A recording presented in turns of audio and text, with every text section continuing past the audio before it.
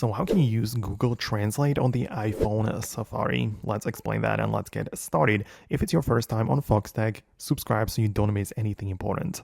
Anyways, the way that it works, or you might mean multiple different things, like you can of course use Safari and look up Google Translate as a website service, and you can just type your text in using the web version of the translating website, right? The service from Google. But what you are likely referring to is translating the whole websites.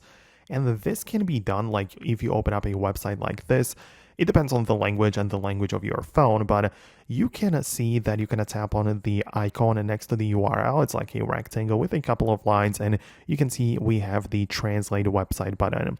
And this is not going to use like your Google Translate. It will use Apple Translate because it's using the Apple web browser. Safari, of course, but it gets the job done, so it works out well, right? So you can utilize this.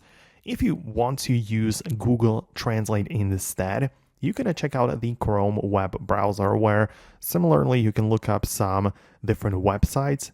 And again, you can see that we have the ability to tap on the three dots and translate. And this time, of course, we're going to use the Google Translate as we are using Google services.